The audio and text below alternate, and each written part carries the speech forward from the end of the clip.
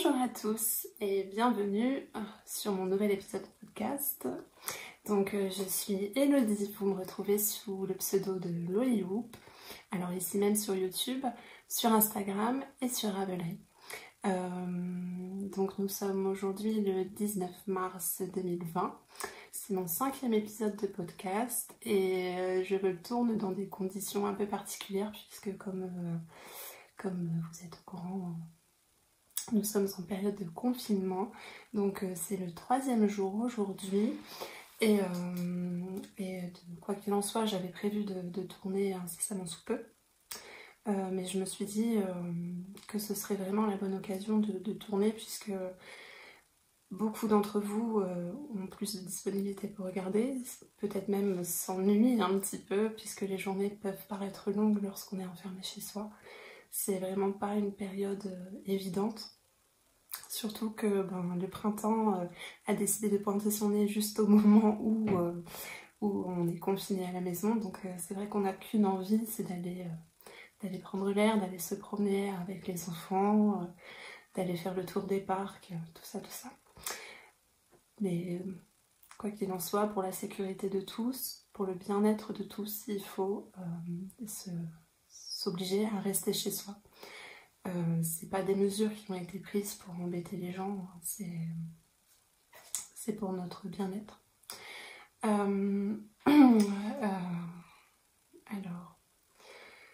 Pour cet épisode, c'est un épisode un peu particulier également, puisque cette fois-ci, il n'y aura pas que du tricot, puisque je me suis remise à faire du crochet. Une envie subite qui m'a reprise comme ça, entre deux projets. J'ai eu envie de ressortir mes crochets et de m'y remettre. Ça faisait 1 an que je n'avais pas touché à mes crochets. La reprise a été un peu laborieuse. Mais finalement, j'ai l'impression que c'est comme le vélo, une fois qu'on sait faire, on n'oublie pas. Donc il y aura une partie, pour cet épisode, il y aura une partie tricot terminée, une partie crochet terminée, une partie tricot en cours, et également une partie gros fail puisque j'ai eu un petit accident au moment de laver un de mes tricots, mais ça je vous en reparle juste après. Ce sont des choses qui arrivent, hein. C'est pas bien grave quand on voit ce qui se passe autour de nous aujourd'hui, et il y a bien plus grave que ça. Mais bon, je voulais quand même vous faire un retour d'expérience sur ce petit accident. Voilà, donc j'espère sincèrement que tout le monde se porte bien, que vous vous portez bien, que vous tenez le coup. J'espère que vos familles vont bien.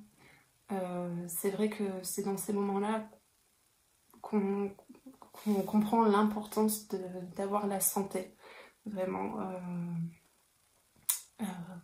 restez au maximum chez vous, prenez des nouvelles de vos proches aussi souvent que vous le pouvez. Voilà, il n'y a pas grand chose à faire d'autre, mis à part essayer de s'occuper l'esprit et de prendre notre mal en patience le temps que ce vilain virus fasse son chemin et s'en aille. C'est une situation complètement inédite et c'est vrai que personnellement je le vis plutôt bien puisque je suis une personne qui est de nature assez casanière. Cependant j'ai 2 enfants en bas âge, donc mon garçon qui va avoir 5 ans dans quelques jours et ma petite qui a eu 2 ans le mois dernier. Et c'est vrai que c'est pas forcément évident pour eux de comprendre la situation. Il nous faut, à mon conjoint et moi, leur répéter plusieurs fois par jour que non, on n'a pas le droit de sortir, on n'a pas le droit d'aller faire du vélo, d'aller au parc. Et c'est pas évident pour eux de comprendre, donc on essaye de varier un peu les activités. Mais bon, c'est vrai que ça va être des longues semaines qui vont arriver là. Donc on essaye de leur changer les idées comme on peut. Je pensais au moment où on a eu l'annonce de confinement, je me suis dit oh ben c'est chouette, je vais avoir le temps de tricoter. Eh bien en fait absolument pas, puisque bon, bah, le soir évidemment quand les enfants sont couchés j'ai le temps, mais on était tellement inquiets et anxieux de la situation que j'étais incapable de prendre mes aiguilles. Donc bon, je pense que maintenant que l'annonce a été digérée, ça va un peu mieux. J'ai recommencé à tricoter hier soir et ça m'a fait du bien. J'ai pas tricoté grand chose, hein, vraiment j'ai tricoté quelques rangs, mais ça m'a tout de même apaisé avant de dormir. Mais je pense que tout doucement je vais essayer de retrouver un rythme de tricot un peu comme avant finalement. Mais là c'est vrai que cette dernière semaine j'ai pas énormément touché à mes aiguilles. Mais bon, ça reviendra, je ne m'en fais pas. Et comme je disais, j'espère sincèrement que vous, de votre côté, tout va bien. Je me suis dit également que ce serait sympa, pendant cette période, de vous revenir un petit peu plus souvent, même si c'est pas pour vous présenter des tricots finis, puisque clairement je suis pas une machine, et puis que, comme je vous le disais, entre les enfants à gérer, c'est pas évident de sortir son tricot, de se poser tranquillement. Et donc j'aurai pas forcément énormément de contenu à vous proposer, mais je me dis que de revenir sur d'anciens tricots que j'ai pu faire et que je vous ai pas encore présenté, puisque voilà, mes podcasts remontent, mon premier épisode de podcast remonte au mois de septembre, et donc bien évidemment j'ai commencé à tricoter bien avant ça, et donc j'ai tout un tas de projets que je vous ai jamais présentés ici sur YouTube.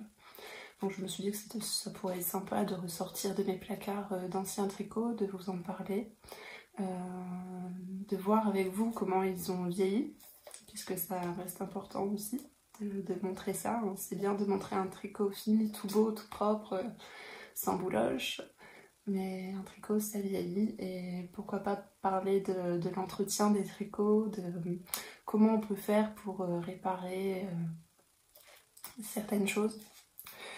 Voilà, donc je vous propose de commencer maintenant avec mes tricots terminés.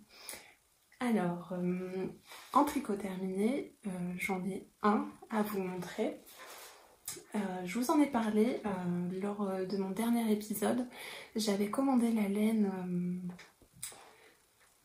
alors j'ai l'étiquette qui est juste ici, de la laine de chez Dererum Natura dans la qualité Cyrano, et je vous avais dit que je comptais tricoter une couverture pour bébé. Alors, petite parenthèse, si ma grande sœur passe par là, tu seras priée de zapper ce moment, puisque bon, c'est un cadeau pour toi, donc si tu veux conserver la surprise, passe quelques minutes plus tard s'il te plaît, ce serait sympa. Donc il s'agit d'un tricot que j'ai fait donc dans les pelotes Cyrano de Dererum Natura. Au niveau du coloris, c'est le coloris granit, donc qui est un gris foncé, et donc j'avais prévu de faire, comme je vous disais, la couverture en vol de Solène. Alors j'ai peur d'écorcher son nom, alors je vais plus simplement vous l'écrire juste en dessous, ce sera plus simple. Mais c'est la personne en fait qui s'occupe de la boutique Dererum Natura qui a créé ce modèle. Et donc il y a un modèle de couverture. Alors je vous préviens, il est terminé mais il n'est pas encore lavé et bloqué. Je vous expliquerai pourquoi juste après. Donc c'est une couverture en dentelle. Donc forcément, comme elle n'est pas encore bloquée, elle n'a pas sa forme finale. Mais bon, je vais vous la montrer maintenant, et puis le jour où elle sera bloquée, je vous remontrerai ça ici en vidéo, ou alors vous pouvez également me suivre sur Instagram où je publierai des photos à ce moment-là. Donc la voici.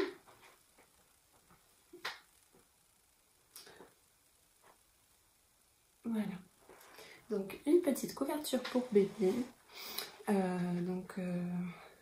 avec une bordure en point mousse, et puis ensuite c'est tout un jeu de dentelle qui est vraiment hyper simple.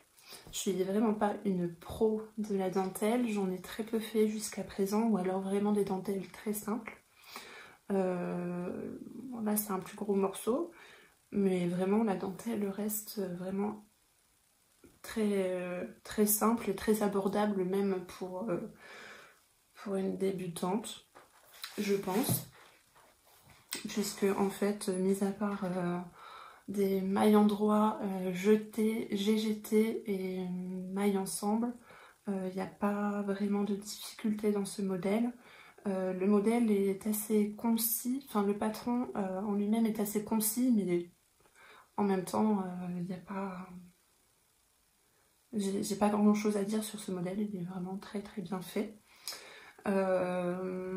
Quand on achète le modèle, on a dans le patron la possibilité de faire 3 tailles pour la couverture, donc il y a la taille, la petite taille, la moyenne et la grande. J'ai choisi de faire la moyenne et pour ça j'ai eu besoin de 4 pelotes, vraiment tout pile. Ce qui me restait en fait, ça m'a servi à faire des petites pomponnettes là. Voilà. Que j'ai fait à chaque coin de la couverture. Mais vraiment, ça a été tout pile, quoi. Il m'en a pas fallu une de plus pour finir, non. Dans le modèle, de toute façon, c'est dit hein, pour chaque taille combien de pelotes vous aurez besoin. Donc il me semble que pour la première taille, on a besoin de 2 ou 3 pelotes. Pour la deuxième taille, donc la moyenne, celle que j'ai fait, j'ai eu besoin de 4 pelotes. Et pour le grand modèle, ça doit être 7 pelotes en tout. Donc là, c'est destiné à ma future petite nièce qui va naître en mai. Je voulais une couverture qui soit ni trop petite ni trop grande, qui puisse quand même la suivre plusieurs mois, voire même plusieurs années. Donc j'ai choisi de faire le modèle moyen. Et clairement, je trouve que je la trouve vraiment, au niveau de la taille, je la trouve vraiment parfaite. C'est exactement ce à quoi je m'attendais. Après, c'est vrai que lorsque je vais la bloquer, je vais l'étirer un petit peu forcément pour dévoiler un peu la dentelle. Donc elle va sûrement encore prendre un petit peu en longueur et en largeur. Mais ça me convient tout à fait. Au niveau du coloris, eh bien c'est comme vous voyez un gris foncé. Donc c'est tout à fait mix. Hein. Ça peut très bien faire l'affaire pour petite fille, petit garçon. Ça, il n'y a pas de problème. Alors, je ne sais plus quelle taille d'aiguille est recommandée dans le patron. Il me semble que ça doit être 5,5 voire 6. Sauf qu'en fait, je ne possédais pas d'aiguille de cette taille, puisque mon kit d'aiguille Aya, celui-ci, la plus grande taille d'aiguille s'arrête au numéro 5. Donc je me suis dit, j'avais pas forcément envie de commander une paire d'aiguilles 6 puisque c'est pas forcément une taille que j'utilise très régulièrement. Donc je me suis dit que j'allais la tricoter en aiguille 5, mais tricoter assez lâche. Le résultat me semble assez correct. Hein. On n'a pas l'impression que la maille soit trop serrée malgré le fait que j'ai tricoté ce gros fil d'épaisseur Aran. Donc voilà, ça me semble pas être trop serré. Hein. Après, c'est vrai que si vous, personnellement, vous tricotez en règle générale très serré, bon ben là, dans ce cas-là, ouais, je vous recommanderais peut-être d'utiliser des aiguilles plus grandes si vous le pouvez. Donc voilà pour ce modèle, hein. Je vous le remontre une dernière fois. Mais bon, je vous ferai de plus jolies photos une fois qu'il sera lavé et bloqué. Il me semble avoir mis à peine une semaine pour le terminer. Pour la terminer, ouais, ça a été vraiment très rapide. J'ai utilisé le diagramme dans le patron juste pour faire la première répétition et puis en fait c'est tellement simple que pour la suite je ne me suis pas appuyée du diagramme, je l'ai fait instinctivement. Voilà, si vous avez dans votre entourage une naissance prochainement, et ben je trouve que c'est vraiment un très joli modèle à réaliser. Au niveau de la laine, j'en suis vraiment très contente, elle est douce, elle est bien ronde, ça a été vraiment un plaisir de la tricoter. J'ai pas eu de problème de fil qui se dédouble, parce qu'en plus je tricote avec des aiguilles Ayaya Sharp, donc elles sont très pointues, et c'est vrai que lorsque je tricote des fils un petit peu plus épais, la plupart du temps j'ai tendance à piquer entre les brins en fait, et pas piquer au bon endroit. Que là j'ai absolument pas eu ce problème, le fil est bien rond, bien doux. Je n'ai pas fait d'échantillon, donc j'ai hâte de voir ce que ça va donner au niveau du blocage. Je pense que ça va prendre encore plus en douceur, même si la laine est quand même relativement très douce. Voilà, elle a une belle épaisseur. Donc ce sera pas l'idéal pour ma nièce qui va naître au mois de mai, puisque bon, au mois de mai les températures sont relativement douces déjà.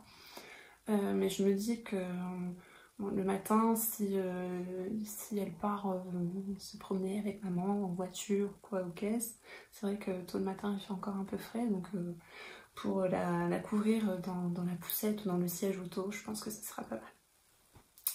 Et puis je pense qu'elle s'en servira, elle pourra s'en servir un peu plus pour l'automne et l'hiver prochain. Voilà. En fait, je vous présente ce modèle en vous disant que c'est un modèle terminé, mais pas vraiment, puisque j'ai une idée derrière la tête. Puisque, comme je vous disais, c'est une dentelle, mais qui n'est pas réversible. Vous voyez, de l'autre côté, la dentelle n'est pas aussi jolie que sur l'endroit. Donc, j'ai dans l'idée de venir la doubler avec un tissu. J'ai repéré un tissu en effet velours avec des petits pois en relief en fait, dans un rose très doux, et je me suis dit que vraiment ça casserait un petit peu le côté sombre de la couverture en venant mettre à l'arrière un petit tissu vraiment tout doux, un peu plus clair. Donc donc là en fait pour le coup j'attends que la situation s'arrange pour pouvoir commander chez Lily comme tout des peignes de blocage, puisque je n'en possède pas.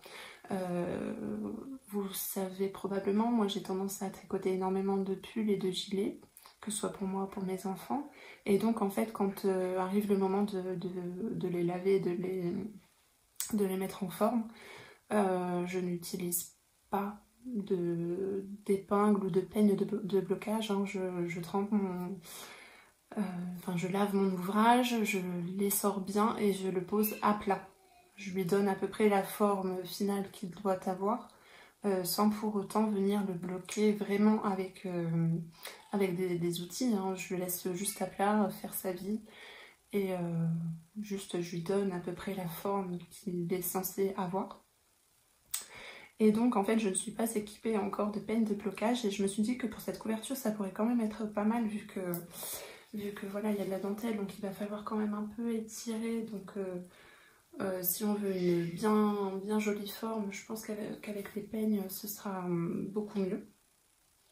Donc voilà, j'attends que la situation s'arrange pour pouvoir passer commande sur le site de Lily comme tout.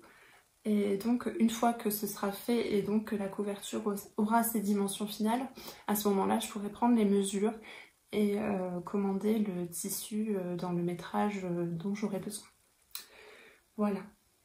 Je ne sais pas ce que je pourrais vous dire d'autre de cette couverture. J'en suis très contente. Je pense que ce ne sera pas la dernière fois que je la tricoterai. Si j'ai l'occasion, si par exemple ma petite sœur venait à se décider à avoir un petit bébé, je pense que ce sera un modèle que je pourrais refaire vraiment. Ça m'a vraiment beaucoup plu de le faire. Ça a été rapide.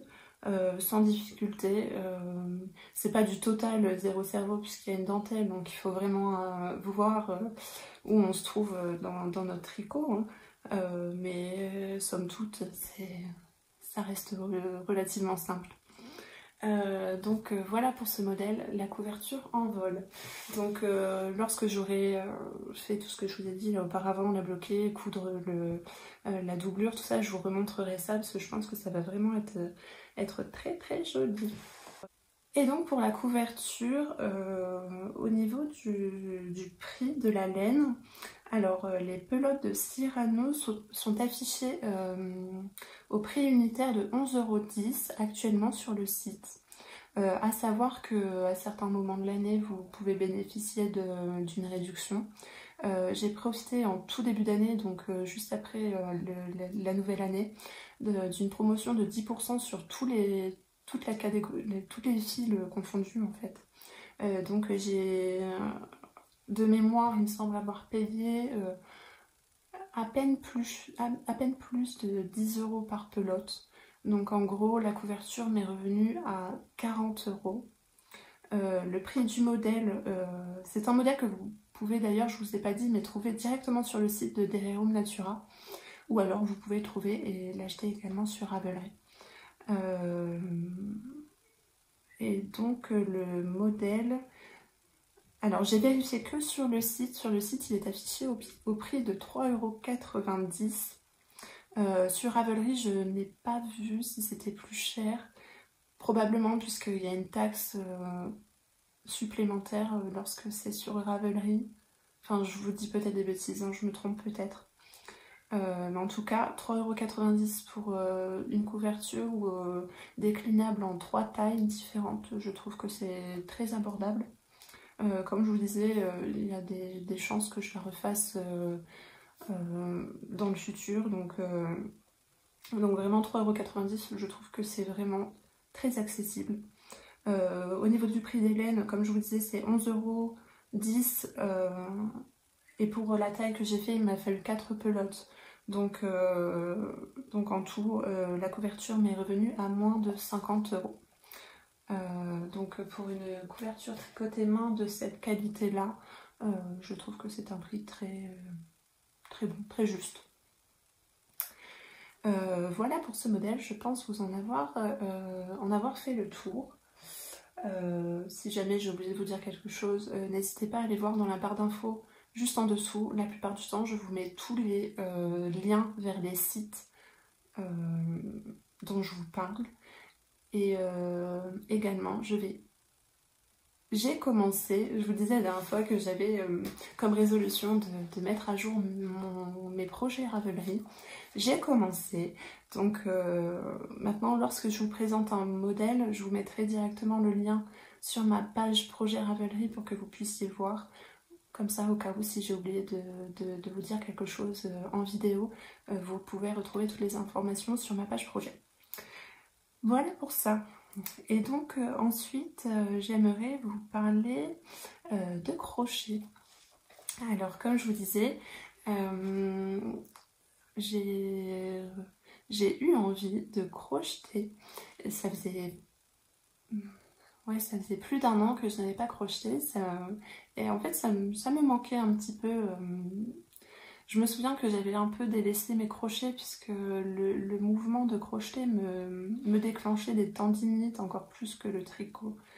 Donc j'avais fait une pause, j'avais laissé mes pelotes de coton bien rangées dans mon petit stock là, et je n'y ai pas touché là pendant plus d'1 an. Et du coup en fait c'était vraiment un plaisir de reprendre le crochet.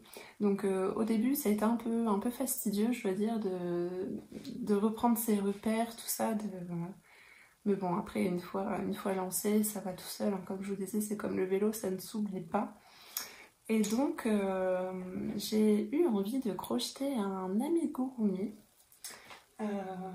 C'est un modèle qui m'avait été... comment dire, qu'une amie, que ma meilleure amie d'enfance d'ailleurs, m'avait envoyé il y a de ça... il y a bien 4 ans. Elle m'avait envoyé ce modèle et vraiment j'avais craqué lorsque je l'ai reçu. Et j'étais certaine de le faire dans les mois qui suivaient. Bon, bah, ça a pris un peu plus de temps, ça a pris quelques années, mais finalement je l'ai fait. Et donc il s'agit d'une petite lapine.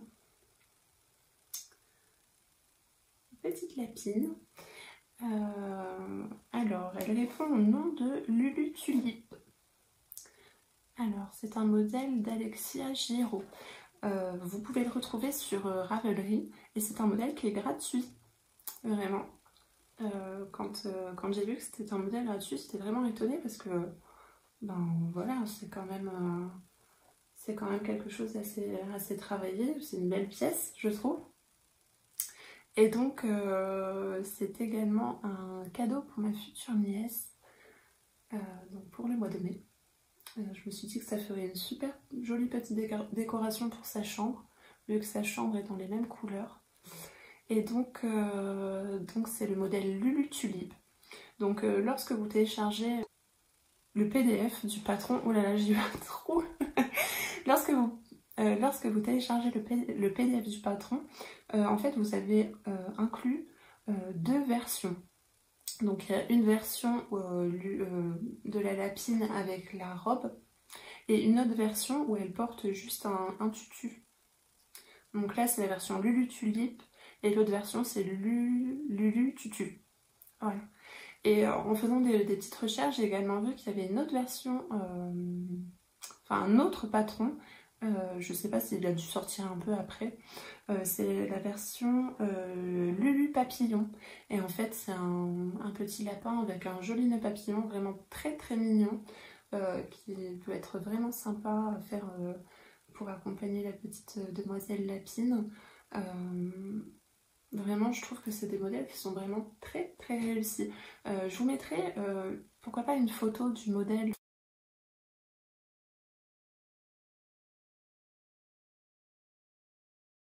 Donc là voilà, jolie petite lapine.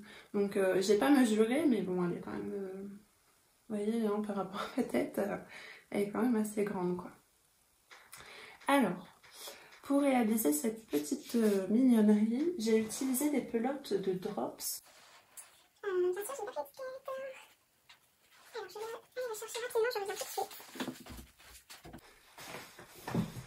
Alors, me revoilà. Donc, je disais que j'ai réalisé cette petite lapine dans les pelotes de Drops, qualité Paris. Donc, c'est du 100% coton et ça se tricote normalement en aiguille 5 mm, enfin en crochet 5 mm. Voilà. Donc, lorsque vous téléchargez le patron, on vous dit que vous pouvez utiliser n'importe quelle grosseur de fil. La seule chose qui changera en fait, c'est le rendu final. Donc la taille finale du lapin, quoi, de la lapine. Voilà. Donc c'est normalement du coton qui se crochette en aiguille, enfin en crochet 5. Oh, dis donc, j'ai pas l'habitude de parler de crochet 16 ans. Sauf que moi, en fait, quand je fais des amigurumi, j'aime crocheter assez serré. Et donc pour ça, je prends un crochet un peu plus petit que celui qui est recommandé. Donc là, pour le coup, j'ai crocheté en 4 mm pour avoir un aspect un peu, bien serré. Puisque à la fin, lorsqu'on a fini toutes les pièces, on vient rembourrer. Et donc, puisque c'est quelque chose qui est destiné à un enfant, pour des raisons de sécurité, je préfère que le point soit vraiment bien serré pour éviter tout incident. Et notamment, l'enfant pourrait réussir à faire sortir tout le rembourrage qui est à l'intérieur. Donc voilà. Si je peux vous donner un conseil, c'est si vous faites une peluche destinée à un enfant, je vous conseille de crocheter bien serré, puisque après quand on vient rembourrer, forcément le coton vient à s'étirer un petit peu. Et donc si vous voulez pas que ce soit trop ajouré, crochetez bien serré. Voilà, donc au niveau des coloris, eh bien, le blanc c'est le numéro 16, voilà. Coloris numéro 16. Au niveau du gris, c'est le numéro 23 et le rose, c'est le numéro 58. Donc en dessous, j'ai utilisé 3 pelotes de blanc, 2 pelotes de rose et j'aurais normalement eu assez avec une pelote de gris, sauf que j'ai eu en fait envie de faire un rappel en bas, et aussi, ce qui n'est pas dans le patron, la modification que j'ai faite, c'est que normalement en fait cette partie-là, grise là, elle n'est pas présente. Donc en fait on vient coudre la jupe, et on vient passer voilà, des petites chaînettes en fait pour faire comme des bretelles quoi finalement. Sauf que moi j'ai eu envie de faire un aspect jupe, enfin robe salopette quoi. Je voulais que ça monte un petit peu plus haut. Donc voilà, j'ai juste rajouté cette partie là. D'ailleurs j'ai pas encore créé la fiche Ravelry, mais je pense la faire très incessamment sous peu pour pouvoir vous mettre le lien juste en dessous. Et donc les modifications que j'aurais apportées, je vous indiquerai ça sur ma page. Autre modification que j'ai pu apporter au modèle, c'est au niveau des petits pieds. En fait, normalement, je vous mettrai la photo, donc vous l'aurez peut-être vu. Normalement, les pieds, en fait, sont en forme de souliers. C'est-à-dire qu'ils sont un peu plus ovales que ce que vous voyez ici. Sauf que, en fait, j'ai bien respecté ce qui était dit dans le patron. Et j'ai essayé une première fois, ça ne fonctionnait pas. Une deuxième fois, j'avais le même problème. J'ai réessayé une dernière fois, je me suis dit non, mais il y a vraiment un problème. Et donc, quand je suis allée voir les fiches projets des autres personnes qui l'avaient réalisé, j'ai vu qu'effectivement, elles n'obtenaient pas la même chose que sur le modèle qui est présenté dans le patron. C'est-à-dire qu'en fait, le pied, il partait vraiment... ça tombait pas juste en fait. Donc à ce niveau-là, en fait, moi j'ai apporté quelques modifications pour que ça donne un aspect bien net. Donc le pied est un peu moins ovale que ce qui devrait être normalement. Mais bon, si vous ne le saviez pas, vous ne l'auriez pas deviné, je pense. Voilà, donc que vous dire sur cette petite lapine? On vient commencer par crocheter tout le corps. Donc voilà, ça nous fait en fait un corps en forme de goutte. La tête, le bonnet est à part, hein. Vous voyez, c'est un bonnet qu'on vient faire, qu'on vient rajouter au-dessus, hein. Voilà, ensuite on a des petites oreilles, toutes minies. Après on vient faire la petite queue, les petites pattes. Donc là, on a les petits bras et puis les petites pattes qu'on vient coudre à la fin. Voilà, je ne sais pas si vous allez bien voir ici, mais c'est cousu. Voilà. Et puis, une fois qu'on a tout assemblé, qu'on a tout cousu ensemble, on vient crocheter en tout dernier la jupe. Voilà. Donc, j'étais bien contente de reprendre le crochet. En plus, pour un si joli modèle, c'était vraiment chouette et motivant. Et maintenant, mes enfants me réclament exactement le même pour eux. Donc, je pense que dans les prochaines semaines, voire les prochains mois, je continuerai à crocheter, puisque cette lapine leur a bien plu. Donc, je verrai bien... pour le coup refaire exactement la même et puis faire l'autre version qui est Lulu papillon avec le joli nœud papillon. Comme ça, si on fera un joli petit couple de lapins. Mais celle-ci est destinée à ma petite nièce, donc elle ne restera pas à la maison, elle sera offerte au mois de mai. Voilà, mais en attendant on en profite et puis on l'admire à la maison. Voilà, au niveau des yeux, ce sont des yeux de sécurité. Alors, voilà.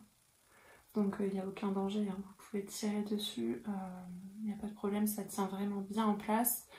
De toute façon, c'est dit dans le modèle, hein, si vous prévoyez de crocheter cette petite lapine pour des enfants, vaut mieux vraiment opter pour des yeux de sécurité plutôt que les petits boutons. Même si c'est mignon, c'est pas ce qu'il y a de plus sécure pour les enfants. Donc voilà.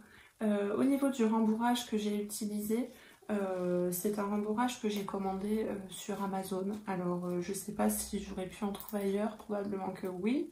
Sauf que à l'époque, quand je crochetais, j'avais acheté ce même rembourrage sur Amazon et j'en étais très satisfaite. Donc j'ai recommandé exactement le même pour celui-ci. Donc je vous montre ça, ça risque de faire un peu de bruit puisque c'est emballé dans un plastique. Alors je vous montre ça. C'est ce rembourrage là de la marque Prime.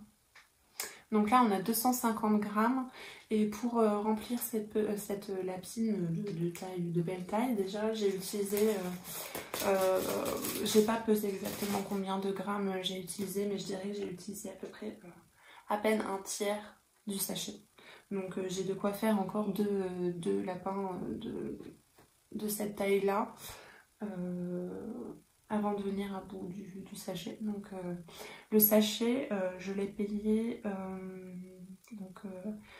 à peu près 10 € pour les 250 grammes. Comme je vous disais, avec un sachet on fait plusieurs amigurumi, donc sur le coup ça a un prix, mais bon ça va puisque je pourrais l'utiliser à nouveau pour d'autres modèles, ça va, au final on s'y retrouve.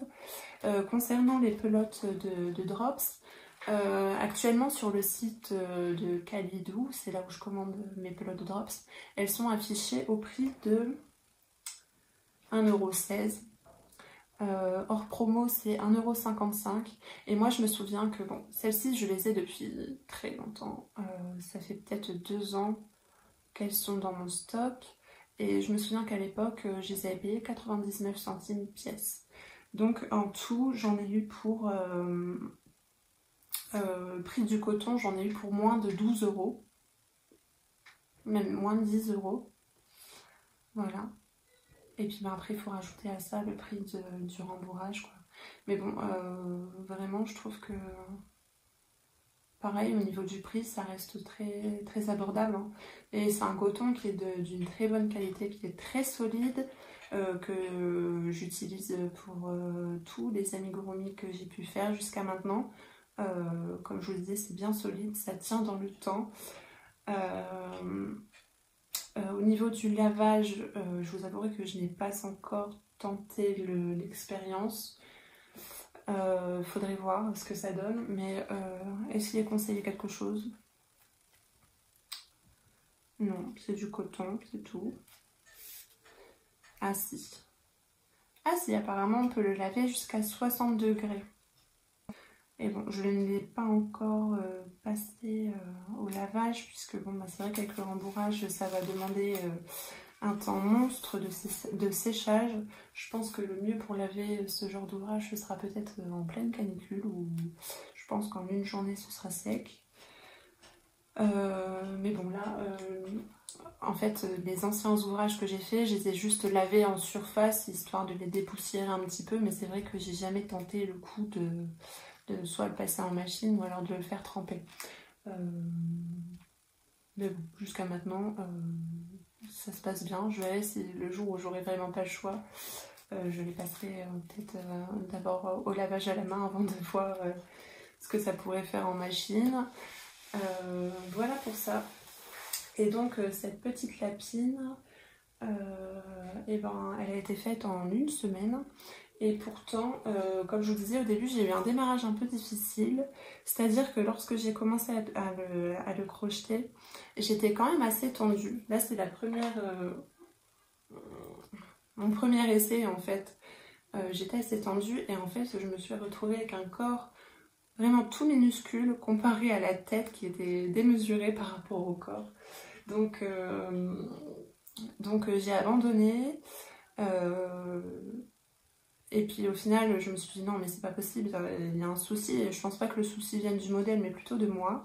Donc j'ai essayé de me détendre un petit peu sur mon crochet et finalement, bon, ben, ça s'est mieux passé. Donc comme je vous disais, il faut crocheter serré, mais peut-être pas trop non plus, ou alors essayer de garder une tension très régulière. Et c'est vrai qu'au crochet, moi j'ai un peu du mal à rester très régulière dans le mouvement, surtout au début, lorsque ça fait un moment que j'ai pas crocheté quoi. Voilà. Donc ça c'était la couleur que je pensais utiliser au début. Et finalement je suis partie sur ce coloris là un petit peu plus... qui tire un peu plus sur le gris. Et j'adorais ce coloris là. C'est juste qu'en fait, lorsque j'ai fini le corps, j'ai voulu aller chercher une autre pelote pour pouvoir faire la jupe après. Et je me suis aperçue qu'en fait, je n'avais qu'une seule pelote comme ça. Donc mon intention n'était pas d'en racheter puisque j'ai un stock assez conséquent de coton. Donc je voulais épuiser dans mon stage. Donc j'ai choisi l'autre rose qui finalement correspond... Enfin, ça se marie bien avec le gris, je trouve. Donc voilà la version finale. Et j'en suis très très contente. Alors je sais pas ce que vous en pensez. Il y a sûrement plein d'erreurs, hein. C'est pas parfait. J'en suis consciente. Mais somme toute, j'en suis plutôt très contente. Et je pense que ça plaira beaucoup à ma sœur. Et que ça fera une jolie petite décoration à mettre dans la chambre de sa fille. Voilà pour cette petite lapine. Je lui avais crocheté l'année dernière cette jolie petite, elle est encore plus grosse que la lapine, cette jolie licorne qui est un modèle gratuit que j'ai trouvé sur YouTube, sur la chaîne de Lydia Crochet. Donc c'est un modèle qui est mis à disposition gratuitement. C'est la deuxième que je réalise. J'en avais fait une l'année d'avant, donc il y a 3 ans pour ma nièce. Au niveau des coloris, j'avais utilisé la même chose pour elle, au niveau du blanc et du pêche, sauf pour la crinière. En fait, là pour ma fille, je lui ai fait une crinière un peu pastel multicolore, quoi. Alors que pour ma nièce, elle voulait plutôt des tons, un dégradé de rose. Donc c'est ce que je lui ai fait. D'ailleurs, si je retrouve une photo de la version que j'avais fait pour ma nièce, je vous la montrerai.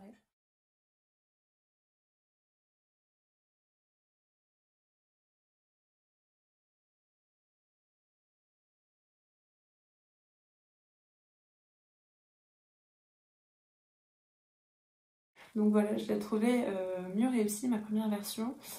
Celle-ci, je me suis un peu loupée et en fait c'est au niveau des coutures et du rembourrage où j'ai un peu moins bien fait. En fait le problème c'est que cette fois-ci je l'ai trop rembourrée, ce qui fait que en fait normalement au niveau des fesses là, ça doit être un peu plat pour pouvoir la poser assise. Et là elle est tellement rembourrée que du coup en fait ça reste très rond et donc en fait ça nous fait un peu le culbuto, quoi. Mais bon bref, à part ça j'en suis tout de même très contente et puis elle l'adore. Pareil, hein, je l'avais fait histoire de faire une petite déco dans sa chambre et puis finalement elle joue assez souvent avec elle, ce qui explique aussi que la licorne se retrouve plus aussi nette qu'elle l'était lorsque je l'ai finie, hein. Forcément elle traîne par terre, donc elle est devenue un peu grise. Là pour le coup c'est ce que je vous disais, il faudrait que je tente l'expérience de la laver cet été, voir comment ça réagit et comment ça sèche aussi. Donc pour cette licorne j'ai utilisé également la Drops Paris. Vraiment c'est vraiment un coton vers lequel je me dirige à chaque fois lorsque j'ai envie de faire ce genre de réalisation. C'est un fil assez épais, costaud. J'ai pas de problème de fil qui se dédouble lorsque je crochette. Donc j'en suis très satisfaite. Je trouve également que le choix de couleurs sur le site est tout de même très large. Donc il y a une gamme unicolore, donc comme celle que vous voyez partout ici. Et il y a une gamme également de fils recyclés à partir de jeans recyclés, il me semble. Où on a un effet un peu plus chiné et c'est vraiment très joli aussi. Donc là voilà, je vous mettrai également le lien vers la vidéo sur laquelle je me suis appuyée pour la réaliser. Que je sache, il n'y a pas d'explication écrite pour ce modèle, il y a juste la vidéo. Moi ce que j'ai fait en fait, c'est j'ai regardé une première fois la vidéo, je me suis dit ah ça je veux le faire absolument. Donc j'ai pris un crayon, un papier et puis au fur et à mesure je notais rang par rang ce qu'il fallait faire. Et au moins en fait après j'étais tranquille, quoi, j'avais mon papier avec les instructions plutôt que de suivre la vidéo et de mettre pause toutes les 2 minutes. pour pouvoir faire son rang. Voilà, c'en est tout pour mes projets terminés, que ce soit en tricot ou en crochet. Maintenant, je vous propose de passer à la partie tricot en cours. Donc, excusez-moi. La dernière fois, je vous disais que j'avais envie de monter le pull cocoon de Elong avec Anna. À ce moment-là, en fait, lorsque je vous en ai parlé, j'hésitais encore sur mon sur mon combo de couleurs. Il m'a fallu un peu de temps pour me fixer, pour ne plus changer d'avis, pour me dire c'est bon, c'est ça que je veux, j'en suis sûre. J'ai même été jusqu'à demander l'avis de la teinturière Lauriane qui se cache derrière la marque tôt le matin. Et donc elle m'a dit qu'elle trouvait ce choix absolument superbe et qu'elle avait hâte de voir le projet fini. Donc bon, je me suis dit bon, allez, c'est parti, on part là-dessus. Donc j'ai passé commande, à peu près 5 jours après, je recevais mes écheveaux. Que j'ai pris en photo et je vous les ai montrés sur Instagram. Pour ce pull, alors je vais vous incruster une image pour que vous voyez bien de quel modèle je parle.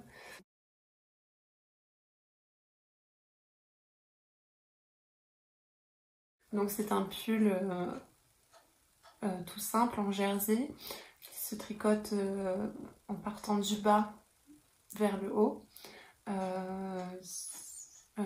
L'originalité de ce modèle, en fait, c'est les rayures. Il est composé de rayures de différentes tailles. En tout, il y a 3 couleurs. Et donc, au niveau des couleurs, j'ai choisi ce premier coloris, donc qui est le coloris nude. Donc là, c'est sur la base Tau Lace Silk. Donc voilà, c'est un fil donc de grosseur lace. Vous voyez assez bien, je trouve, le retors. C'est vraiment un très beau fil et vous voyez comme c'est brillant, c'est absolument divin. Et donc je viens auquel je viens associer le mohair. Donc le mohair est soie, dans le même coloris et toujours de la même marque, n'est-ce pas? Donc là, c'est le coloris nude. Ensuite, j'ai choisi le coloris absolument superbe. Quand je le vois, ça me fait absolument penser à Jasmine. Un joli bleu comme ça. Donc là, c'est le coloris Watteau. Donc toujours sur les mêmes bases. Hein. Un fil lace et soie. Et le mohair et soie. Donc voilà, on a ça. Et un dernier coloris. Et bien, je suis partie sur un gris. Alors attendez, parce que le fil est encore relié au projet. Donc on est parti sur un gris, enfin je suis partie sur un gris perle, qui s'appelle Perle d'ailleurs. En plus là vous voyez vraiment très bien à quel point c'est lumineux, c'est brillant. Et donc voilà, alors je vais poser ça, on va s'en sortir, on va y arriver. Et donc voilà mon combo. Voilà ce que j'ai choisi. Donc le perle, le nude et le Watteau. Je suis toujours aussi enchantée de mon choix de couleurs. Je trouve que ça sort un petit peu de ce que j'ai l'habitude de tricoter. En même temps, ça reste des couleurs qui sont fraîches et je me dis que là, pour le début du printemps, ça va être absolument parfait. Voilà. Vraiment ensemble, je trouve qu'elles sont absolument superbes. Moi j'ai choisi les deux côtés comme ça. Voilà. Voilà, les couleurs sont absolument très chouettes. Et donc le pull qui n'est pas encore terminé, le voici. Alors, j'espère que vous allez bien le voir. Donc le voilà. Alors, donc le pull cocoon, et ben c'est comme je vous disais un modèle qui se commence par le bas. Et donc on vient faire une alternance de couleurs. Comme vous voyez, les sections sont de différentes tailles. J'ai eu un peu de mal à me décider sur la répartition des couleurs. J'avais très envie de mettre ce coloris-là en bas, puisque en fait, lorsqu'on porte son tricot, lorsqu'on regarde son tricot et qu'on le porte, en fait, les premières couleurs qu'on voit, c'est celles qui sont en bas des manches et en bas du corps. Et donc, en fait, je voulais que ce soit la couleur que je verrais le plus, puisque c'est vraiment un gros coup de cœur, cette couleur-là. Elle est absolument magnifique. Et donc, en fait, à la suite de ça, j'hésitais. J'ai commencé une première fois en utilisant le nude juste après. Et puis en fait, j'ai fait machine arrière, j'ai détricoté. En fait, j'en étais arrivée là. Et j'ai fait machine arrière, j'ai détricoté pour finalement placer le gris juste après le bleu. Et ça me plaît vraiment beaucoup comme ça. Parce qu'en fait, il y a une raison à ça. C'est que je ne voulais pas mettre ce coloris nude ici. Parce que c'est un coloris qui est très clair. Et moi, ce qui me fait peur, en fait, c'est lorsque je mets ou je retire mon pull, en fait, j'ai tendance à tacher très souvent mes hauts avec mon maquillage. Je me maquille pas tous les jours, mais bon, la plupart du temps, quand je mets de beaux tricots faits main, c'est un moment que j'apprécie et pour lequel j'aime être un minimum apprêtée. Donc j'ai déjà eu ce problème là de faire des taches de fond de teint au niveau du col et voilà. Donc je n'avais pas envie d'avoir ce problème là, donc j'ai préféré mettre le coloris nude plutôt au niveau de la poitrine qu'au niveau de l'encolure. Voilà, pour éviter tout désagrément et tout problème. Donc voilà. Alors comme je vous disais, le fil est encore relié. J'ai encore des aiguilles là-dessus, puisque comme vous le voyez, eh bien, il me reste que les manches à faire. C'est pas la partie que je préfère, ça vous le savez, vous commencez à me connaître je pense. Mais bon, je dis ça, mais c'est vrai que plus le temps passe finalement, plus je me réconcilie avec le fait de faire des manches, puisque ce qui me gênait auparavant, c'est que lorsque je faisais des manches, j'avais le problème, vous savez, quand vous tricotez en Magic Loop, d'avoir une échelle au-dessus et en dessous, avec les mailles un peu plus écartées à cet endroit-là. Mais je pense qu'à force, j'ai un peu pris l'habitude et je fais un peu plus attention à ça. Et donc maintenant, ça me pose un peu moins de problème. Et j'aborderai aussi quelque chose parce que en fin de vidéo, puisque je ne vous ai pas dit dans l'intro, mais en fait, j'ai proposé sur Instagram, à la fin de la vidéo, une foire aux questions. Et donc on m'a posé une question concernant les aiguilles pour tricoter les manches, donc je reviendrai là-dessus juste après.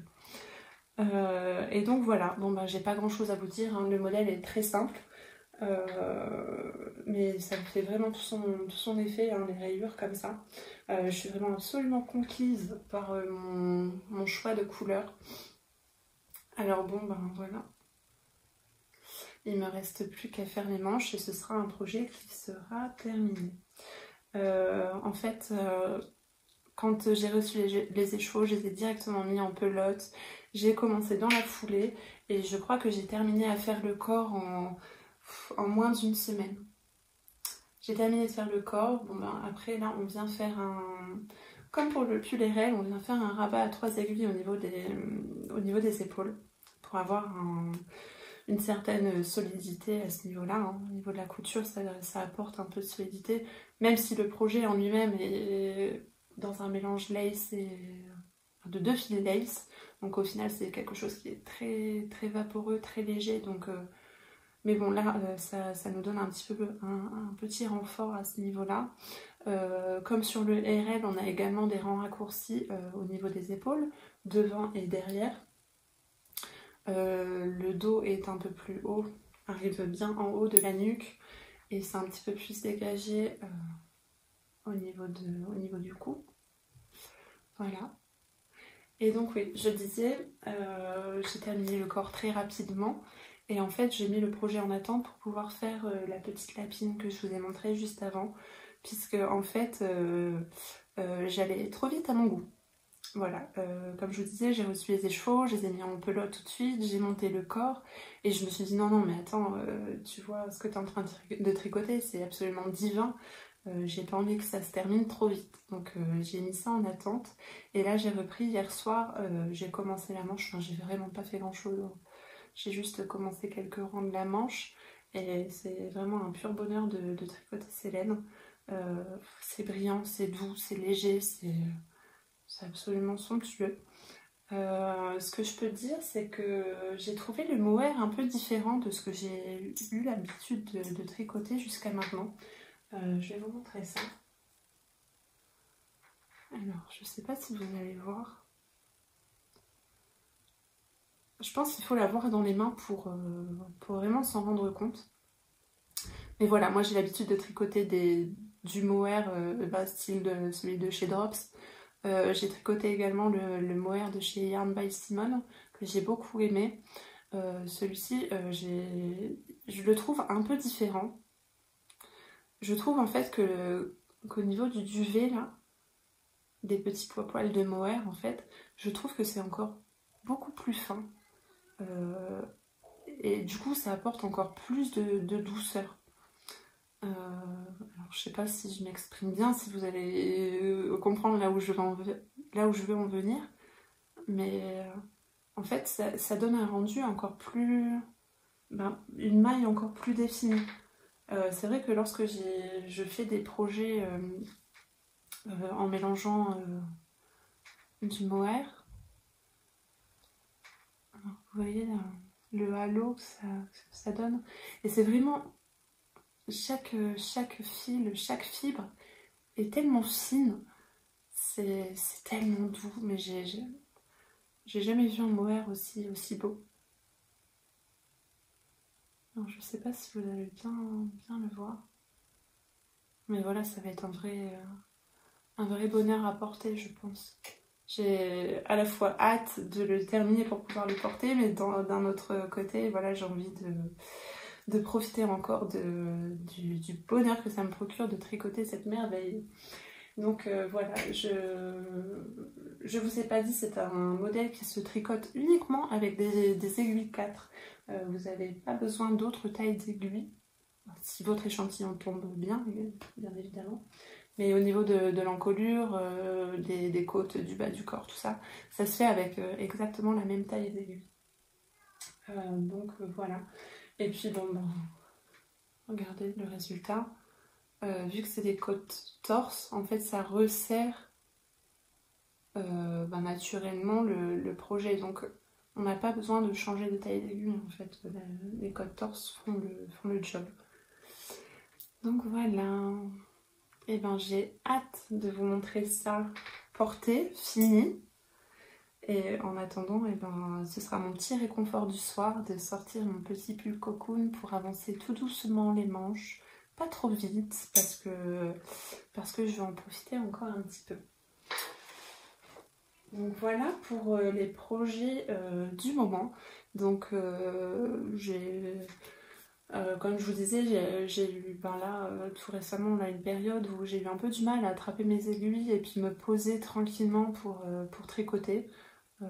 Forcément, on est toutes et tous dans une période un peu étrange. Il y a beaucoup de choses qui me travaillaient, hein, le fait que mes proches sont loin de moi, que mon conjoint continue de travailler puisqu'il travaille dans l'alimentaire, donc il n'y a pas le choix, il faut aller travailler. Ça m'inquiète un peu puisque jusqu'à maintenant il n'y a pas énormément de mesures de précautions qui ont été prises au sein de l'entreprise, donc ça me fait un peu peur pour lui et pour nous. Et je vous ai déjà parlé d'un pull que j'avais tricoté. C'était l'un de mes tout premiers pulls tricotés. C'est le pull secret de l'atelier Émilie. Alors il n'y a pas longtemps, je vous ai mis une story sur Instagram vous montrant la catastrophe et ce qui lui est arrivé à ce pauvre pull que j'adorais. Et en fait, à force de le porter, il était tout taché au niveau de l'encolure. il avait jauni en fait, c'est un pull blanc écru. Et en fait il était tout jauni à cause du fond de teint, tout ça. Et donc habituellement je lave tous mes tricots à la main. Et là en fait je le lavais à la main et les taches ne voulaient pas partir. Donc je me suis dit écoute c'est dommage, ce pull là tu l'aimes tellement, tu le mets plus parce que voilà il est taché, du coup ça fait moyen quoi. Donc bon ben dernier recours, tu vas essayer de le laver à la machine à laver, voir si ça part, si les taches partent un peu plus facilement comme ça. Et donc en fait j'ai une nouvelle machine à laver que je ne dompte pas encore super bien. Et en fait je ne sais pas si le problème vient de moi et que je me suis trompée dans le programme que j'ai lancé, ou alors si ça vient de la laine, je sais pas. En fait j'ai pas suffisamment de recul pour dire pour savoir d'où vient le problème. Mais bon, enfin quoi qu'il en soit, mon pull est fichu, je vous le montre. Voilà le résultat de mon pull secret qui ressemble à un morceau de carton. Il est tout raide, il est complètement feutré quoi. Voilà. Par contre, il n'est plus taché. Donc les taches sont bien parties à la machine à laver, mais par contre le pull n'a pas résisté à ça. Pourtant j'avais quand même fait attention à mettre le pull dans un filet de protection, un filet que j'utilise pour la lingerie délicate. Je l'ai mis dedans, il n'y avait pas grand chose d'autre dans la machine à laver, hein. Il y avait un autre pull blanc du commerce que j'ai acheté, un pull à ma fille, et puis un petit pyjama. Enfin vraiment il n'y avait pas grand chose dans la machine à laver. Je me suis dit je prends pas trop de risques, je vais pas mettre grand chose pour éviter les frottements, même si le pull était quand même bien protégé dans son filet. Peut-être que l'erreur vient de là, il fallait peut-être pas le mettre dans un filet, je sais pas. Ouais, je vous ai pas dit, c'est un pull que j'avais tricoté dans un mélange fingering mohair de chez Drops. Donc j'avais utilisé le baby alpaca et soie, et puis le mohair et soie. Et j'adorais vraiment ce pull, hein. C'était un de mes pulls chouchous, je ressortais à toutes les occasions. J'adorais ce petit détail de dentelle avec. Ce que j'aime dans ce pull, c'est vraiment ce raglan qui vient se dessiner et ce petit arrondi au niveau de l'épaule qui est vraiment très élégant. C'est un pull que j'ai eu beaucoup de plaisir à tricoter, encore plus à porter. Et donc forcément, quand ce petit incident est arrivé, j'avais un peu le moral dans les baskets, hein, faut le dire. Et donc, oui, je vous disais, au niveau du programme, je l'ai mis en programme laine. C'est 20 ou 30 degrés. Mais bon, comme je vous disais, c'est une machine que je gère pas encore bien puisqu'elle est toute récente là. Et donc, je sais pas si je me suis mal débrouillée et que j'ai pas lancé le bon programme. Et en tout cas, voilà, mon pull est fichu quoi. Si je me mets debout. Le pull en fait, c'est un pull crop. Maintenant il m'arrive juste sous la poitrine quoi. Alors qu'avant il était bien long et il m'arrivait à peu près ici quoi. Il a bien perdu 15 cm de hauteur. Pareil pour les manches. Et puis au niveau de la maille, on voit que c'est complètement feutré, hein. Voilà. Et donc j'avais déjà prévu en fait d'en faire une deuxième version noire cette fois-ci parce que je voulais vraiment un bon petit basique. Et puis quand j'ai regardé un petit peu ce que j'avais dans mes tricots faits main et les tricots achetés du commerce, je n'ai pas de pull noir et je me suis dit que c'était l'occasion d'en faire un et autant faire un modèle qui me plaît vraiment. Et donc j'étais partie sur ce modèle là. Donc j'ai déjà ce qu'il faut en stock pour en refaire un. Et j'ai plus qu'à pour l'année prochaine. Voilà, en tout cas il aura été beaucoup porté, très apprécié, mais voilà, son heure est venue, c'en est fini pour lui. Je le conserve précieusement pour pouvoir... je l'ai conservé depuis cet accident pour pouvoir vous le montrer là aujourd'hui en podcast, mais bon, malheureusement je peux plus en faire grand chose. c'est fichu. Je peux pas le détricoter, hein, clairement, détricoter du mohair, en plus sur la laine complètement feutrée, ça va pas être possible, hein. Je sais pas si vous voyez, c'est complètement feutré, hein. Il n'y a rien à faire. Hein. Voilà, ce sont des choses qui arrivent. Donc si vous vient un jour l'idée et que vous n'avez pas l'habitude de le faire, d'utiliser votre machine à laver pour laver un de vos tricots faits main, et ben faites bien attention et puis croisez les doigts pour qu'il ne vous arrive pas le même problème. Hein. Et bon, qu'est-ce que vous voulez? Ça m'a rendu un peu triste sur le coup, mais bon voilà, c'est qu'un objet, hein. Certes j'y tenais, mais il y a bien plus grave dans la vie, et puis bon, j'aurai l'occasion d'en faire d'autres. Je relativise un peu, même si, bon, sur le coup, comme je vous le disais, ça m'a un peu noué la gorge. Je me suis dit, oh non, pas mon tue le secret. Mais bon, voilà, depuis cet épisode tragique, je me suis dit que je ne tricoterais plus de laine blanche ou écrue parce que c'était trop risqué avec moi. Donc, voilà. Ce sera un pull noir, il y aura beaucoup moins de risques, et puis ce sera bien comme ça. Maintenant, si je veux des tricots clairs, mettons comme celui-ci, ce sera tricot du commerce. Hein. On ne prend plus de risque de faire ça sur des tricots faits main, puisqu'on passe beaucoup de temps dessus, donc c'est quand même dommage de fiche en l'air, quoi. C'est la vie. Donc voilà pour ça. Et bien, si on passait à la foire aux questions. Alors, je reprends un peu les questions que vous m'avez posées sur Instagram. Alors, première question de T-Fox qui me demande comment vas-tu? Eh bien, écoute, moi je vais très bien. Je pense que la phase un peu anxieuse est passée. Maintenant, je me sens mieux. Comme je disais en début d'épisode, je suis une personne très casanière habituellement, donc moi ça me change pas grand-chose, cette histoire de confinement. Bien sûr, je reste quand même inquiète pour tous les proches qui ne sont pas avec moi. Là. Avec moi, j'ai que mes enfants et mon fils. Donc forcément, hein, je suis inquiète pour mon père, pour mon frère, pour ma soeur qui vivent au loin. Mais bon, j'espère que tout ira bien. Mais bon, comme je disais, moi, ça va. Mes enfants vont bien, mon conjoint va bien, c'est le principal.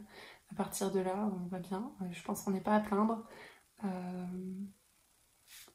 Il y a des personnes qui sont bien plus à plaindre et je pense notamment à tout le personnel soignant qui est complètement, en temps normal, qui est complètement débordé et en manque de moyens. Mais dans cette période actuelle, c'est un peu l'enfer pour eux. Donc forcément, on ne peut être qu'admiratif pour leur travail, pour ce qu'ils font.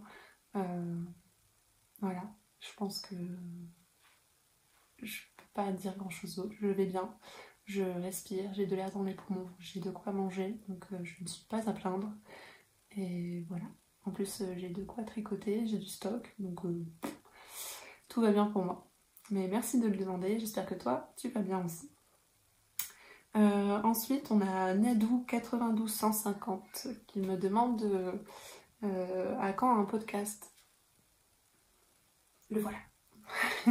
Tu l'as demandé, et ben le voilà. Jade me demande... Ah non, elle me pose pas une question, elle me dit juste merci pour cette parenthèse que tu vas nous offrir. Et ben merci à toi et merci à vous toutes et tous qui me suivez, qui me laissaient des commentaires, qui m'encourageaient à chaque fois. C'est tout autant un plaisir de venir tourner un épisode, pour vous présenter tout ce que je peux faire. Je suis consciente que ça n'a rien de très exceptionnel, hein, ce que je peux faire, vous-même vous êtes capable de le faire. Hein. Mais je sais pas, ça me fait du bien, c'est ma petite parenthèse à moi de venir, d'être là toute seule devant la caméra, de vous parler, même s'il n'y a pas de retour direct. Hein, là, je parle devant la caméra, j'aurai des retours qu'une fois que ce sera publié. Mais je sais pas, c'est quelque chose qui me fait du bien de tourner des podcasts. Et j'espère que ça que ça, surtout là dans cette période actuelle, que ça vous fera du bien à vous aussi, que ça vous permettra peut-être de penser à autre chose. Et puis surtout prenez soin de vous. Voilà. Et donc merci à toi Jade pour ce petit commentaire qui me fait vraiment plaisir. Alors il y a ma copine Émilie Domi, qui me demande de... Alors attendez que je retrouve la question, ça y est, je l'ai perdue. Ah si, voilà. Alors, parle-nous de toi, tu fais quoi dans la vie? Alors, qu'est-ce que je fais dans la vie? Eh bien, à l'heure actuelle, je suis maman au foyer, par choix. Donc comme je vous disais tout à l'heure, j'ai 2 enfants de 5 ans et 2 ans. Et en fait, on a fait le choix avec mon conjoint, puisque en fait, on en a la possibilité que je reste à la maison pour m'occuper d'eux. C'est un choix qui s'est fait assez naturellement finalement, après la naissance de ma fille. Et moi personnellement ça me convient très bien puisque ma maman, elle aussi était maman au foyer et s'occupait de moi et de mon frère et ma soeur également. Et j'ai trouvé, maintenant avec du recul et même à l'époque, en fait, je me rendais compte que c'était vraiment une chance de pouvoir avoir toujours très disponible, avoir au moins un de ses parents qui soit à la maison et disponible pour tout, pour tout ce dont les enfants peuvent avoir besoin, quoi. Et voilà, donc je suis à la fois maman, maîtresse, femme de ménage, cuisinière, tout ça. Et clairement pour l'instant en fait je vois pas ma vie autrement en fait que de m'occuper de mes enfants. D'avoir eu des enfants aussi jeunes, parce qu'en fait vous le savez peut-être pas, mais je n'ai que 27 ans. Enfin, j'ai 27 ans et donc mon fils je l'ai eu, j'avais à peine 22 ans. Et en fait, c'était un choix d'avoir des enfants assez jeunes pour pouvoir m'occuper d'eux au mieux, d'être le plus disponible possible pour eux, de leur apporter un confort de vie des plus qualitatifs possibles. Après, voilà, c'est comme ça parce que j'en ai la possibilité. Je suis bien consciente que ce n'est pas le cas de tout le monde, malheureusement. Certaines mamans ou papas aimeraient bien rester à la maison pour s'occuper des enfants. Malheureusement, financièrement, c'est pas toujours possible. Nous, on a fait des choix, notamment le choix de très peu dépenser finalement et d'être économe. Et donc, ce qui nous permet en fait de me laisser la possibilité de rester à la maison. Et donc, mon conjoint travaille beaucoup pour subvenir à nos besoins financiers. Et voilà.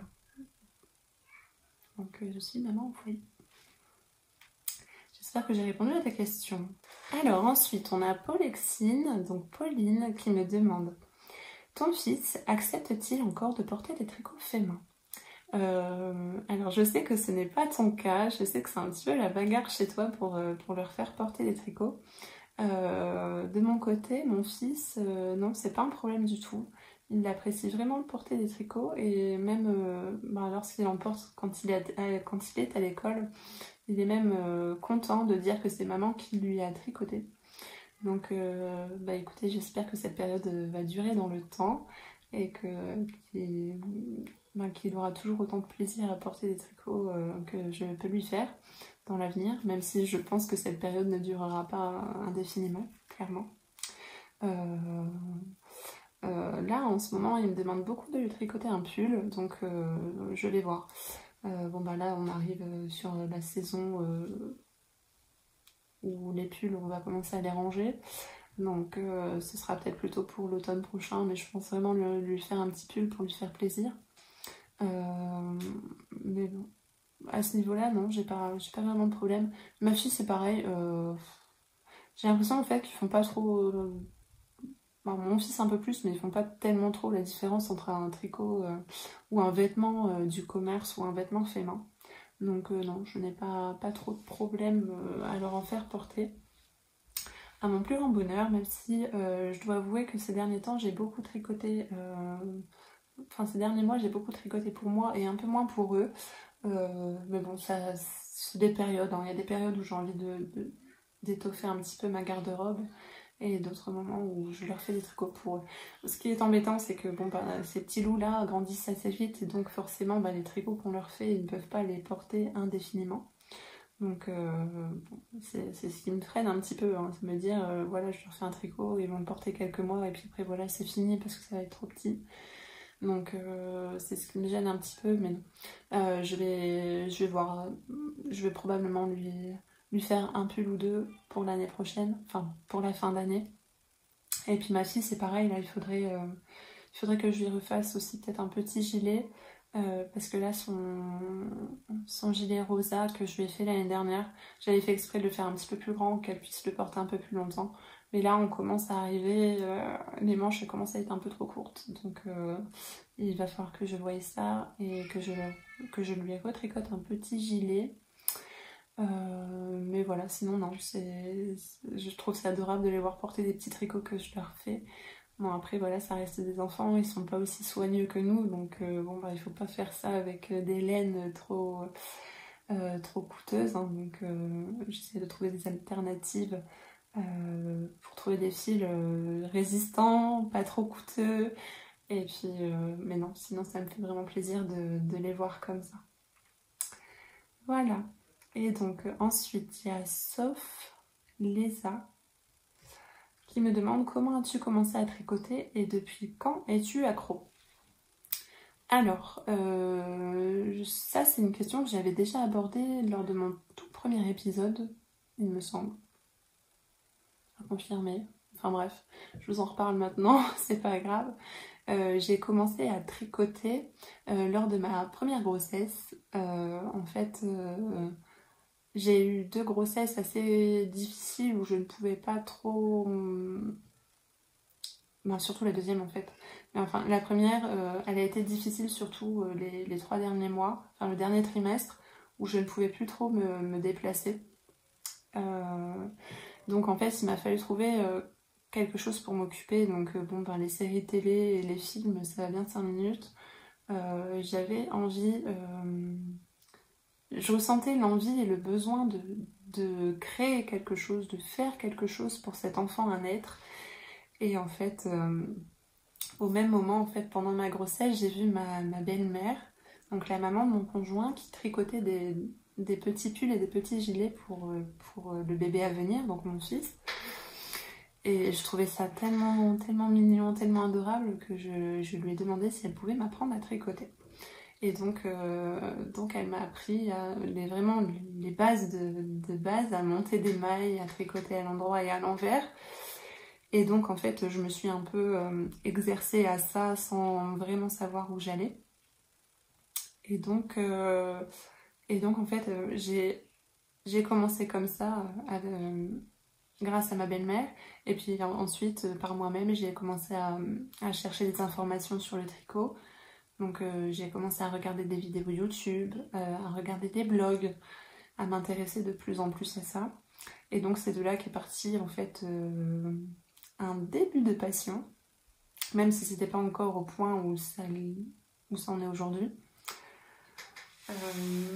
Mais c'est ça, ouais, j'ai commencé à tricoter, je devais être sur la fin de mon second trimestre de grossesse. Et donc pour répondre à la question, depuis quand je suis devenue accro, alors ça s'est pas fait tout de suite, même si plus je m'exerçais, plus ça me plaisait. Je pense que je suis vraiment devenue accro lors de ma seconde grossesse, où comme je vous disais, ça a été une grossesse qui a été assez difficile et assez tôt dans la grossesse en fait, dès le début du deuxième trimestre, en fait, on s'est aperçu que c'était une grossesse à risque et que je risquais d'accoucher d'un bébé prématuré, très prématuré. Et donc, en fait, j'ai été alitée très tôt dans ma grossesse. Et ben, comme j'avais appris pendant ma première grossesse à tricoter, c'est à ce moment-là, en fait, où je me suis vraiment encore plus intéressée à la chose et où j'ai cherché encore plus d'informations. C'est aussi à ce moment-là où j'ai découvert Ravelry, où j'ai découvert les podcasts, et vraiment j'en bouffais toute la journée des podcasts, hein, vraiment. Dès que je trouvais un compte, une personne qui faisait des podcasts et où ça me plaisait, je pense notamment à Que font mes mains. Lorsque j'ai découvert en fait son podcast, je suis remontée au tout début, son tout premier épisode, et puis je me suis refait tous les épisodes d'affilée. Ça a été pareil avec Mélina, le petit panda à l'époque, et In the Panda's World d'aujourd'hui. Et puis plein d'autres personnes que j'ai commencé à découvrir. Et puis la liste s'est allongée au fur et à mesure. Et du coup, la liste d'envie tricot s'est aussi beaucoup allongée. Et c'est aussi grâce à toutes ces personnes-là que j'ai appris beaucoup de choses. Puisqu'il y a plein de choses que j'ai appris en autodidacte en fait. Donc c'est vrai que des fois, quand j'entends des petits conseils comme ça, c'est vraiment très chouette d'échanger, de se donner des conseils, d'apprendre des choses. Et vraiment, je crois que je me suis vraiment prise de passion pendant ma deuxième grossesse, où j'avais énormément de temps pour moi, puisque je ne pouvais rien faire d'autre que d'être allongée dans mon lit ou dans mon canapé.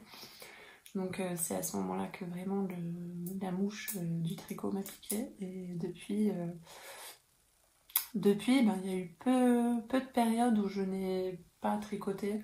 Ouais, si, peut-être les périodes où, voilà, juste après la naissance de ma fille, ou quand les nuits étaient un peu difficiles, c'est vrai que quand j'avais un moment, bon, plutôt que de me poser pour tricoter, je me posais pour dormir. Hein. Mais bon, non, ouais, je pense que ça remonte à là. Voilà, je suis accro depuis 2 ans et demi, mais j'ai commencé à tricoter il y a 5 ans et demi. Voilà. Alors, les questions suivantes, les voici. Alors, Aïcha Tricote, que je salue, elle me dit: je suis très contente que tu fasses un podcast, merci. Eh bien, merci à toi. D'ailleurs, j'en profite pour te dire que j'ai été super contente de te rencontrer lors du CSF. J'aurais aimé passer un peu plus de temps avec toi, mais c'est vrai qu'on s'est croisés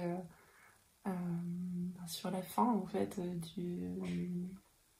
sur la fin du salon, donc on n'a pas pu passer énormément de temps ensemble, mais je suis sûre qu'on va se rattraper et qu'au prochain salon, si on se retrouve, on va bien s'amuser tous les deux. Et je t'embrasse très fort et j'espère vraiment que toi et tes proches allez très bien. Voilà, ensuite il y a Dorian qui me demande dans quelle branche professionnelle je suis. Alors, donc juste avant, je vous disais que je suis actuellement maman au foyer. Avant ça, je travaillais en restauration. Donc j'étais serveuse en restauration. Ça a duré... Bon, ça a été des petits jobs cumulés. Hein. J'ai rarement fait plus d'1 an dans une boîte. Cependant, voilà, j'étais serveuse en restauration et c'est vrai qu'à partir du moment où je suis devenue maman, ça a été un petit peu plus compliqué à gérer, surtout au niveau des horaires, puisque je terminais très tard le soir. J'avais qu'une petite coupure l'après-midi, donc en fait je faisais le service du midi, une petite coupure l'après-midi, et puis je reprenais le soir jusque très tard.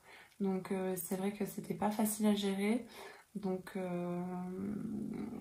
voilà, j'étais serveuse, mais je ne le suis plus. Et il y a très peu de chances pour que je le sois à nouveau dans l'avenir.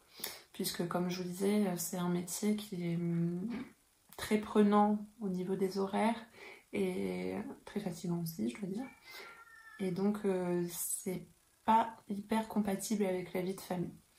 Donc ça a été de très belles expériences, j'ai appris plein de choses, j'ai rencontré plein de gens, même des célébrités. Mais voilà, pour moi maintenant c'est du passé. Et si je devais à nouveau travailler maintenant, comme je disais, il y a peu de chances que ce soit en restauration et je pense plutôt pour l'avenir me rediriger vers une autre branche professionnelle, puisque celle-ci ne conviendra pas du tout à ma situation de maman. Donc j'ai été serveuse et en fait j'ai fait des études qui n'ont absolument rien à voir avec, avec la restauration puisque j'ai fait des études de comptabilité et finance d'entreprise. Donc c'était en vue de devenir secrétaire comptable. Et donc voilà, j'ai commencé des études dans la comptabilité.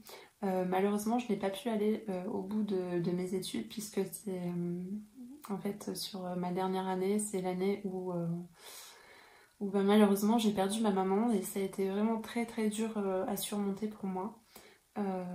J'ai eu besoin en fait d'un nouveau départ, de repartir de zéro, loin de là où j'avais vécu avec elle. C'est pour ça que je vis maintenant en Bourgogne et plus là où je vivais avant. J'ai eu besoin de ça en fait pour remonter la pente. J'ai eu besoin de remettre les compteurs à zéro, de repartir d'une page blanche.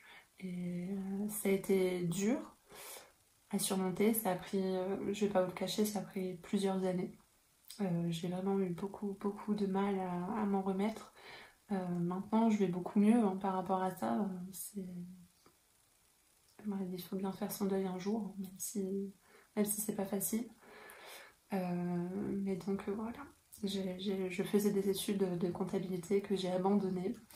C'est pas exclu qu'un jour je reprenne, sait-on jamais. C'est une porte voilà, qui est envisageable. Maintenant, dans l'immédiat, je n'y pense pas trop. Je me dis que lorsque ma fille sera scolarisée, là, oui, forcément, j'aurai plus de temps pour moi. Et donc, à ce moment-là, je pense que je reprendrai très probablement des études par correspondance dans le milieu de la comptabilité ou peut-être dans toute autre chose. Je me laisse le temps de la réflexion. Maintenant, voilà, la comptabilité, ça a été une belle expérience. Je pensais pas du tout que j'étais faite pour ça. Finalement, je m'en sortais pas trop mal hein, au niveau notes et au niveau de ce que mes profs pouvaient me dire. Mais voilà, je suis partie un peu en comptabilité en fait, j'étais un peu par dépit, hein. Je ne savais pas vraiment quoi faire d'autre. Avant ça, j'étais en histoire de l'art, donc rien à voir. J'ai jamais vraiment su ce que je voulais faire dans la vie. Alors autant pour certains, ça coule de source, c'est instinctif, je ferai ça, je ferai pas autre chose. Pour moi, tous les 6 mois, je changeais d'avis, donc ça n'a pas été facile pour moi de trouver une branche qui me plaisait. La compta, ça m'a plu. Maintenant, est-ce que ça me plaisait en vue d'en faire mon métier pour la vie? Je sais pas. Peut-être, peut-être pas. Mais voilà. Donc voilà, il me reste encore quelques mois pour penser à tout ça. Et puis on verra au moment venu ce que je ferai. Mais voilà. Donc j'espère que j'ai répondu à ta question. Ensuite, il y a un sourire, donc sur Instagram, qui me pose 2 questions. Alors la première, c'est bonjour. Quelle aiguille circulaire pour tricoter les manches? Alors, j'ai testé 2 choses différentes pour tricoter les manches. Donc j'ai commencé par tricoter les manches. Au tout début, j'ai tricoté les manches à plat, un peu comme tout le monde. Quand je suis passée aux aiguilles circulaires, j'ai tricoté mes manches en Magic Loop. J'étais moyennement satisfaite de ça, comme je vous disais un petit peu plus tôt dans l'épisode là. Ben, j'avais l'impression qu'elles n'étaient pas parfaites mes manches, hein. Comme je vous disais, avec l'échelle qui se crée entre les mailles pas super nettes quoi. Et donc j'ai voulu essayer également. Alors j'ai ramené justement mon kit d'aiguilles. Alors je les ai là normalement, ouais. J'ai essayé également les aiguilles, les 23 cm.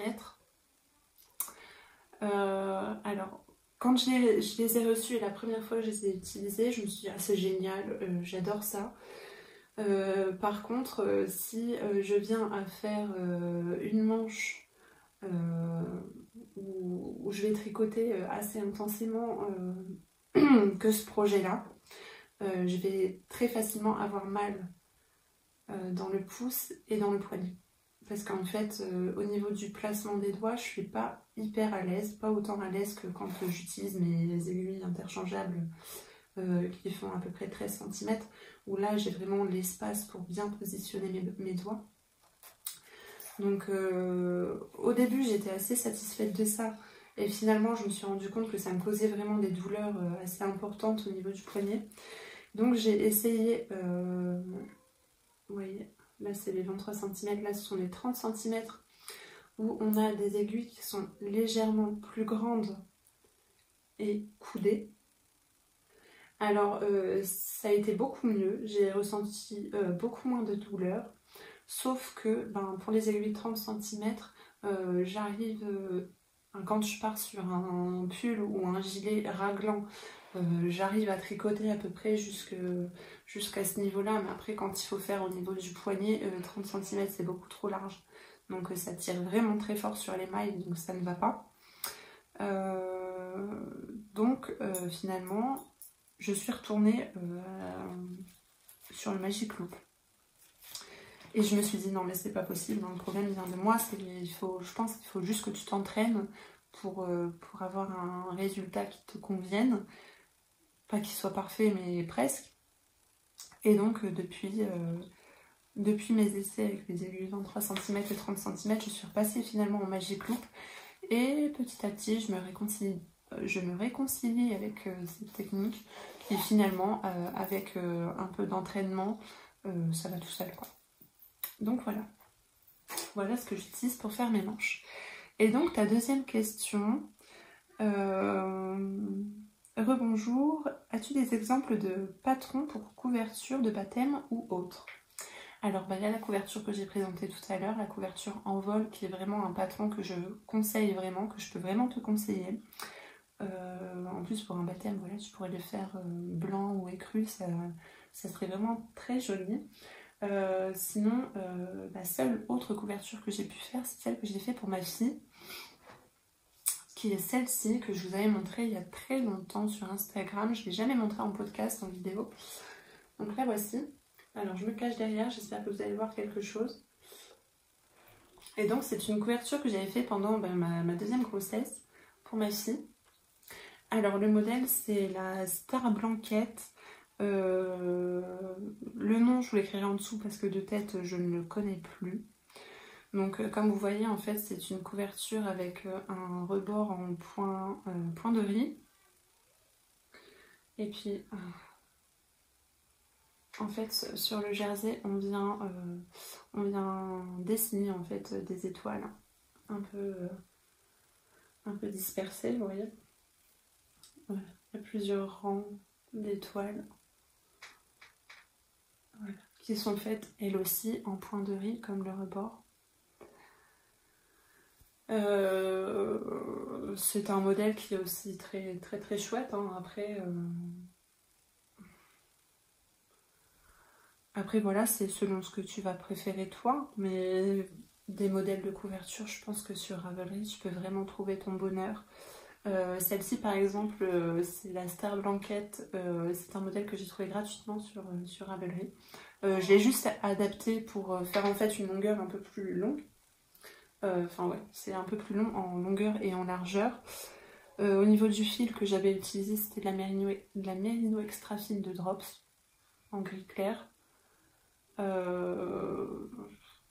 C'est très doux. Au niveau du blocage, ça s'est bien lissé, ça a bien dévoilé les étoiles. Ce que je trouve aussi sympa dans cette couverture là, c'est que l'endroit c'est là au niveau du jersey endroit, mais quand on la regarde en fait sur l'envers, oh il y a une tache, c'est sympa. Ah oui, une tache de jus d'orange. Regardez là, sur l'envers, je trouve que c'est tout aussi joli que sur l'endroit en fait, hein. Donc là c'est une couverture qui est réversible, contrairement à la couverture en vol que j'ai présentée tout à l'heure. Voilà, donc ce que je peux te conseiller c'est d'aller voir sur Ravelry, les patrons qui existent déjà, hein. Comme je te disais, tu peux très facilement trouver un patron même gratuit, hein, si tu ne souhaites pas en acheter un. Mais il y a quand même un choix assez complet sur Ravelry, donc je pense que tu trouveras facilement ton bonheur. En tout cas, j'espère que les modèles que je t'ai présentés t'auront plu. Voilà. Donc, question suivante. 3 filles et 10 fils me demandent où achètes-tu ta laine et quelle est ta marque préférée? Alors ça, c'est une question assez difficile parce que je n'ai pas une marque de laine préférée vraiment. J'en aime beaucoup. Après, tout va dépendre du budget que je peux consacrer au modèle. Alors si je te dis par exemple en laine à prix assez bas, je me dirige très souvent vers la marque Drops, puisque je trouve qu'ils ont quand même une catégorie de fils assez large. On en trouve de toute épaisseur, de plusieurs types de fils. On a du mérino, de l'alpaca, du coton. On trouve quand même pas mal de choses chez eux. Et puis les prix restent vraiment très raisonnables. Après, bon, c'est vrai qu'au niveau de... comment dire, au niveau de la provenance, tout ça, c'était pas ce qu'il y a de plus idéal. Maintenant, ça reste un très bon rapport qualité-prix. J'ai déjà tricoté également aussi de la fil d'art. Au tout début où je tricotais, c'est ce que je tricotais le plus. C'était de la fil d'art et de la bergère de France. Au jour d'aujourd'hui, j'en achète plus énormément, même si je sais qu'ils ont quand même pas mal changé depuis l'époque, donc depuis il y a 5 ans. Mais bon, je pense que voilà, tout dépend après le budget qu'on a à y consacrer. Mais je peux vraiment te conseiller Drops. J'ai eu vraiment de très belles surprises en commandant chez eux. D'ailleurs, tous les tricots que je fais pour mes enfants sont faits dans de la laine Drops. Il y en a eu aussi pour moi, notamment, j'ai montré tout à l'heure mon pull secret, j'avais fait ça en laine Drops également. Ensuite, forcément, je dirais en intermédiaire au niveau des prix, j'ai beaucoup aimé la Dererum Natura. Je trouve que on est dans une gamme de prix entre la laine teinte-main et la laine industrielle. On se place à peu près au milieu, donc c'est du milieu de gamme quoi finalement, pour une super qualité, des super coloris. C'est vraiment une très très belle découverte et je crois que ça va être ma découverte de l'année 2020. Vraiment cette marque-là, je crois que j'ai pas fini de la découvrir. Il me reste encore plein de choses à voir chez eux. Et sinon, après en teinturier, en laine teinte main, j'ai beaucoup il y a beaucoup de personnes et de marques que j'aime, n'est-ce pas? Faire un choix, ce serait trop dur pour moi. Maintenant, après, il faut se dire aussi que j'ai pas non plus énormément de recul. J'ai pas testé des milliers, enfin des dizaines et des dizaines de marques différentes. Mais en tout cas, dans les marques que j'ai essayées et qui m'ont vraiment marqué, et ben, il y aura indéniablement la Yarn by Simone. Vraiment, comme je disais, c'est un fil. Les couleurs sont très profondes, très belles, ça reste très uni et moi, c'est ce que j'aime le plus. Au niveau des fils, c'est les fils que j'ai utilisés qui ont le mieux vieilli. Je pense notamment à mon tout premier pull que j'avais fait, c'était le pull Calisson de Lolita Fée. Je le porte énormément et vraiment, je n'ai pas ou très très peu de bouloches. La laine vieillit super bien. Donc, ouais, je peux compter Yarn by Simone comme étant une de mes marques préférées. Ensuite, j'ai pas mal tricoté aussi de la laine amourée. Alors j'aime beaucoup son 100% mérino. Je le trouve très rond, très doux. Cependant, vraiment, j'avais vraiment eu un coup de cœur sur la Baby Alpaca. Sauf que c'est un mélange Baby Alpaca, cachemire et soie. Sauf que je trouve dans ce mélange-là, ce qui est dommage, c'est que ça a tendance à boulocher très vite. Après, ça n'a rien à voir avec le boulot de la teinturière, hein, c'est le fil en lui-même, c'est un fil Enfin, c'est un mélange de fils réputé pour boulocher assez rapidement. Donc il faut tenir compte de ça, je pense. Et puis ensuite, je peux aussi citer Yarneline, pour qui j'ai eu... ça a été vraiment une très très belle découverte. Des laines d'une douceur absolue, des jolis coloris qu'on ne trouve pas partout. Voilà, après j'ai pas envie d'en oublier d'autres, mais voilà, hein. Là récemment j'ai eu un énorme coup de cœur pour les laines de Tout le Matin Yarn. C'est vraiment des coloris superbes, une laine brillante. Je pense que j'ai énormément de mal à me décider, donc là me demander de... Enfin, là tu me demandes de te dire ce que j'aime comme laine, ou ma marque préférée, je serais incapable de te le dire. Maintenant, voilà, il suffit de suivre un peu ce que je fais et vous verrez bien vers qui j'ai tendance à retourner à chaque fois. Mais voilà, j'achète autant de la laine plus industrielle que la laine teinte-main. Voilà, comme je vous disais, ça dépend du budget que je peux y consacrer. Mais il y a des belles découvertes à faire un peu partout et je pense que j'ai pas fini de faire de belles découvertes encore. Et je trouve ça assez excitant d'à chaque fois, de chaque nouveau projet, de pouvoir découvrir une nouvelle marque, de voir aussi ce qui se cache derrière cette marque, de découvrir tout le travail qui est fait. Voilà. Donc je pense que j'ai fait à peu près le tour de la question. Et pour la question qui sera la dernière, la question suivante, quel tricot portes-tu le plus? Alors, si je prends ta question dans le sens général, je te dirais que ça va dépendre des saisons. En hiver, j'aurais plus tendance à porter des pulls. Ouais, c'est ça. Je dirais automne-hiver, je vais porter beaucoup de pulls, alors que printemps-été, ça va plutôt être des petits gilets. Après, si je prends ta question autrement et quel est mon tricot, celui que je porte le plus, alors cet hiver, ça a été mon pull RL, vraiment. Je l'ai beaucoup porté. Ça a été vraiment un de mes projets coup de cœur de l'année passée.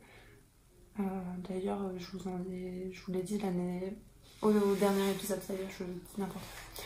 Le dernier épisode, je vous ai dit que je comptais en faire un deuxième pour l'hiver prochain parce que clairement, je crois que là, je suis tombée sur le modèle, la forme qui me convient et dans laquelle je me sens bien.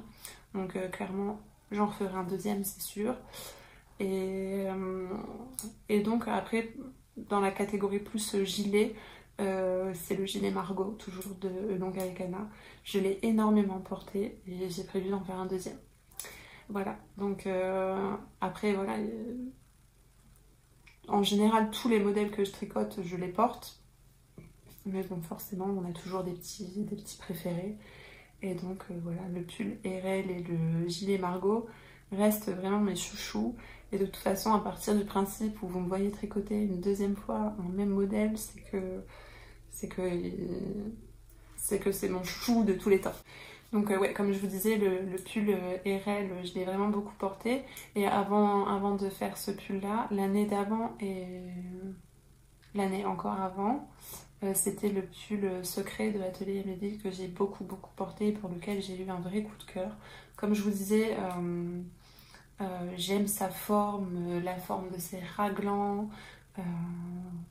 C'est un pull qui est à la fois simple mais féminin. Voilà. Moi, ce que j'aime en fait, c'est vraiment la simplicité tant au niveau du modèle que des couleurs.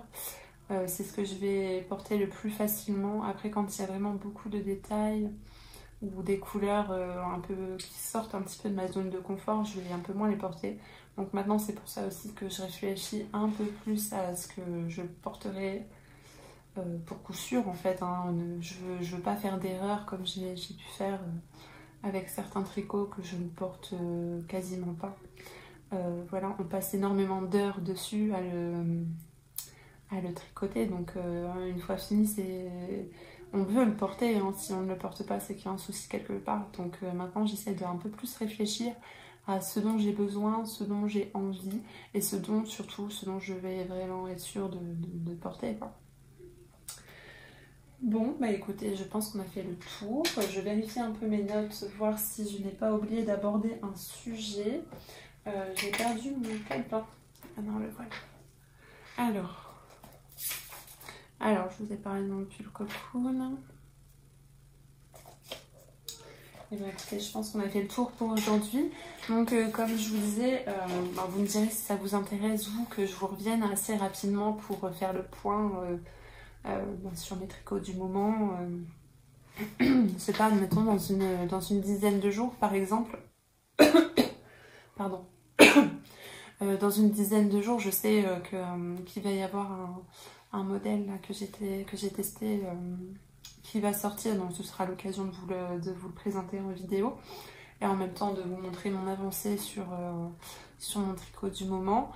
Puis à l'occasion, si vraiment j'ai pas beaucoup de contenu, soit je ferai un épisode un peu plus court, ou alors ce sera l'occasion de ressortir d'anciens tricots que je vous ai pas encore présentés. D'ailleurs, si vous avez envie de voir quelque chose en particulier, n'hésitez pas à me le dire en barre d'infos. Si vous avez aussi des questions auxquelles vous voudriez que je réponde, comme cette fois-ci j'ai fait une foire aux questions, si vous voulez que j'en refasse une la prochaine fois, si vous n'avez pas vu le message passer sur Instagram, ou si vous n'êtes pas sur Instagram, n'hésitez pas à me laisser un commentaire ou même un message privé si vous préférez. Vous pouvez me poser vos questions et puis j'y répondrai avec grand plaisir au prochain épisode. Et voilà. Je crois que j'ai dit beaucoup voilà. Hein, vous me direz. Oh les tics, je vous jure. Voilà. C'est fini pour aujourd'hui. J'espère vraiment, sincèrement, que vous allez bien. S'il vous plaît, écoutez les consignes qui ont été données et restez chez vous. Je pense qu'il y a pire que ça. Hein. Monsieur le Président a répété sans cesse durant son deuxième discours qu'on était en guerre. C'est vrai, c'est une guerre contre ce virus. Je pense qu'on... Je sais pas si... Je veux pas que ce soit mal pris, mais je pense qu'on peut s'estimer chanceux dans le sens où ce n'est pas une guerre où il faut qu'on aille au front. Certes, ce virus va faire et fait déjà beaucoup de morts, c'est vraiment très triste. Mais s'il vous plaît, écoutez les consignes et restez chez vous pour votre santé et surtout pour celle des autres, celles les plus fragiles, de nos anciens et des personnes malades qui ont un système immunitaire très sensible et qui, si elles sont infectées, malheureusement pourraient avoir de graves complications et peut-être même en mourir. C'est quand même assez fou. C'est quand même grave ce qui se passe. Donc j'espère vraiment que vous restez chez vous, que vous allez réussir à trouver des occupations. Et j'espère que vous allez aussi passer un bon petit moment en ma compagnie. Je sais pas depuis combien de temps je suis en train de tourner. Ça fait un petit moment que je suis en train de blablater. Encore une fois, on va sur un podcast assez long, donc si c'est trop long, hein, vous coupez entre deux, vous revenez plus tard, hein. Je suis désolée. Et voilà, j'espère vous retrouver très très vite. Et d'ici là, portez-vous bien.